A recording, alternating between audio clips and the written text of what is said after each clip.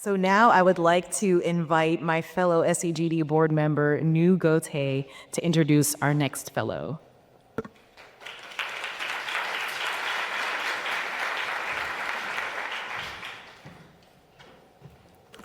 Hello, everyone. My name is Nu. You remember me from yesterday. I spoke for like 8 hours.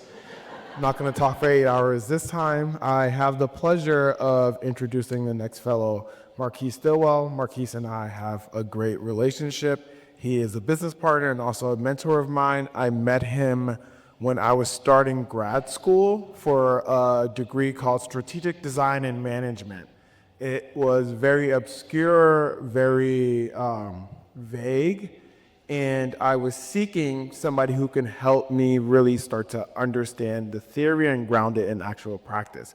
And Marquise happened to be somebody who I reached out to on LinkedIn. He answered, and we grabbed tea or coffee. I don't even think Marquise drinks coffee, but we grabbed something, we spoke, and we found a lot of commonality. And fast forward a couple of years later, he had an idea, I had an idea, and that idea came together, and then we created a publication called Deem Journal. And so I'm excited because one of the things that Marquise says constantly that really helps solidify who he is that perfection is always too late. And even in that statement, a lot of times, it's how do we iterate and how do we create something that can move us forward? And that is what design is. And design doesn't live in a world of perfection. Design lives in the realities and the complexities of that. And so does Marquise. And so, to speak a bit about Marquise, Marquise is being honored as a fellow because of his exceptional contribution to design and community building. With 2 decades of practice, Marquise's career has driven by deep curiosity in how people interact with environments.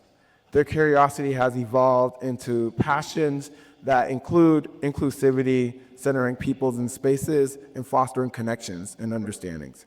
As the founder of Openbox, a design, research, and planning studio, Marquise has dedicated his work to exploring the intersections of people and systems. His impact extends beyond just design. He also has Opendox, which is a documentary company that looks into art and culture through many different lenses. In addition to that, also co-founding Deem Journal along with me and Art Matters, and his commitment to social impact also is reflected as a co-founder of Urban Ocean Lab, which is addressing coastal resiliency, and Stae, a data-driven platform that helps visualize cities' data for better urban living. Marquise's values of inclusivity, community, and innovation are at the core of his work, which consistently seeks to unite people through thoughtful design and transformative projects. So we want to honor Marquise for his lasting impact on design and his unwavering commitment to creativity and positive change. So let's give a round of applause for Marquise Stillwell.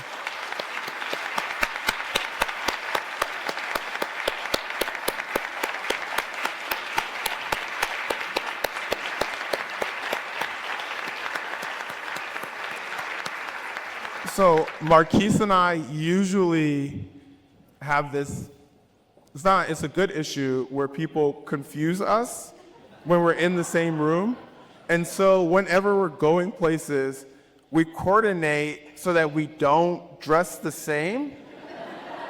And I brought a jacket. Did you bring a jacket? And we always talk about which, and then I'm like, oh, let me just leave my jacket and go up there. And I hadn't seen him, and then I look over, and I was like, fuck, Marquise is wearing all black. Like, it's gonna be a long day. Thank you so much, SEGD, to Nu, to Silvo. It's such an honor. It's always a beautiful thing to be recognized. As many of you in the audience know, we spend our time heads down, and I spend so much time just head down in the work that sometimes it's great to just to be able to step back a little bit. And so I'm going to go through a few of the slides. I know we're going to have a Q&A, so I won't go deep into the work. But I'll give you a sense of the work and a big why. One of the things that I'm really contemplating right now with the work that I'm doing is this. I think I have a lot of nerve to say this, but this idea of enough. I do a lot of things, but this idea of exploring what is enough and getting to a place of enough already.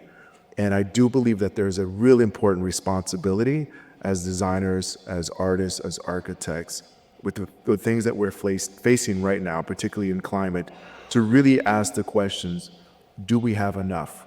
Do we need more buildings? Do we need more stuff? And what does that mean for us to be responsible for that? So I'm going to slide through a few of the projects that we touch, and then I'll show a quick clip at the end of a film that we completed that probably will resonate with a lot of you. And so these are the firms and projects that I have that I've co-founded or have led. For me, what I've done is try to create a more circular economy of knowledge and sharing in the process.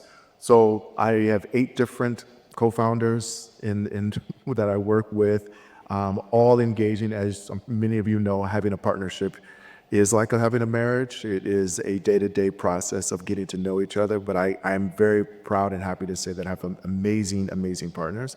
So Openbox, the design firm, we work at the intersection of people, cities, and planets, so really centering lived experience with a lot of our master plan projects across the country.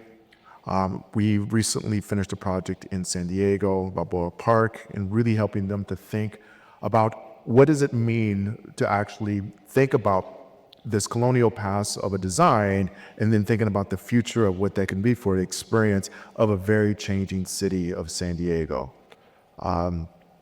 This is just some examples of how we engaged. This was during COVID, and so we did go out and work through that. Stae is a firm that I didn't start but acquired. I was an investor early on. And really what this allows us to do is go deeper on quantitative data, matching that with the qualitative data with the research that we do across cities, and really helping us to aggregate those insights by bringing in both open data and gathered data from other sources, everything from health indicators to designing better streets and better intersections. This is an example of something that we worked on with Stae, the San Francisco City Planning. Even before COVID, they wanted us to get a better sense of what does the parklets do for the city in regards to changing the neighborhood. And so we did an in-depth research process using quantitative and qualitative knowledge to do that. This is a good example of, if some of you may know what Cheers is. She said, Daddy, this is my Cheers. So we found that there wasn't quite negative impact as the City of San Francisco planning team may have thought.